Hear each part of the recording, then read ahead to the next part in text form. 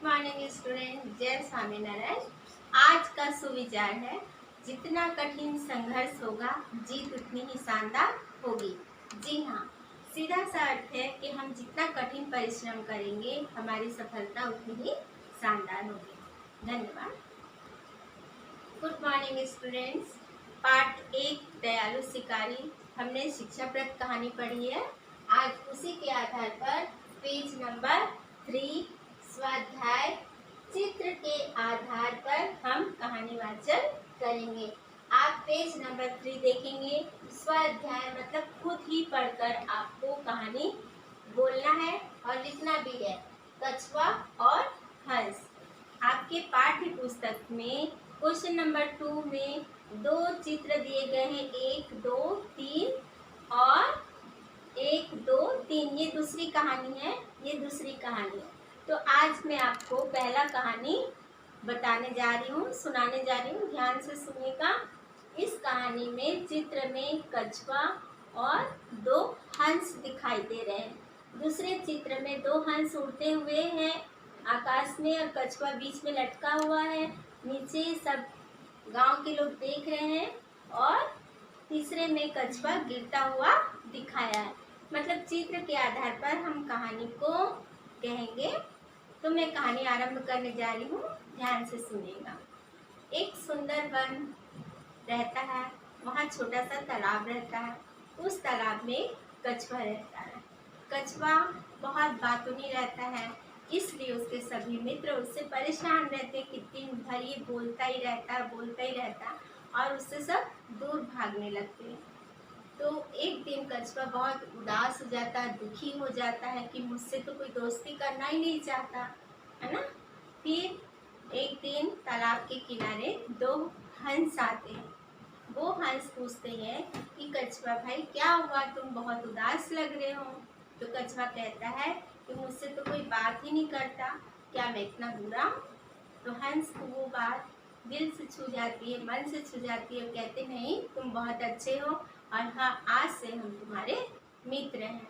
और कछुआ और दोनों हंसों में बहुत गहरी दोस्ती हो जाती है। रोज तालाब के पानी में खेलते हैं, तैरते हैं और खूब मस्ती करते हैं। एक दिन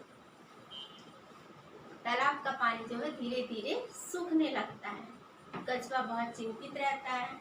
हंस उड़कर वापस आते हैं, देखते हैं आज ये हमारा मित्र उदास है। कहते हैं कि तुम्हारी उदासी का कारण क्या है। कछुआ कहता है कि देखो मित्रों, धीरे धीरे तालाब का पानी सूख रहा है, अब मैं बिन पानी के कैसे रहूँगा। तो हंस कहते हैं सही बात है ना।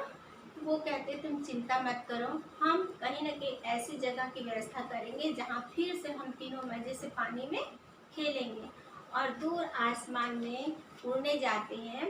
उड़कर देखते हैं किसी दूसरे गांव में एक छोटा सा तालाब रहता है और चारों तरफ हरियाली रहती है ना। वो हंसों को वो तालाब बहुत पसंद आता है और वापस आते हैं। वापस आने के बाद कछुआ को बताते हैं कि तुम चिंता मत करो, हमने बहुत ही अच्छी जगह ढूंढी है जहाँ हम तीनों मज़े से रह सकते हैं। कछुआ बहुत खुश होता है, कहता है कि ठीक है, अब हम चलते हैं। लेकिन हंस जो होते हैं वो आकाश में आसानी से उड़ते हैं, है ना, उड़ के वो जा सकते हैं। लेकिन कछुआ अपनी धीमी चाल से धीरे धीरे चलता है।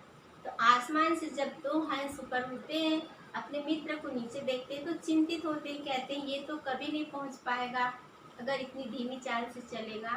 फिर वो कछुए के पास आते हैं, कहते हैं कछुआ अब बताओ, अब तुम इतने धीरे धीरे चलोगे तो हम कैसे पहुंचेंगे वहाँ तक। कछुआ कहता क्या करूँ, मैं अपनी चाल से बहुत कोशिश कर रहा हूँ लेकिन चल ही नहीं पा रहा, मैं तो ऐसे ही चलता हूँ। और उसको गुस्सा भी बहुत आता था।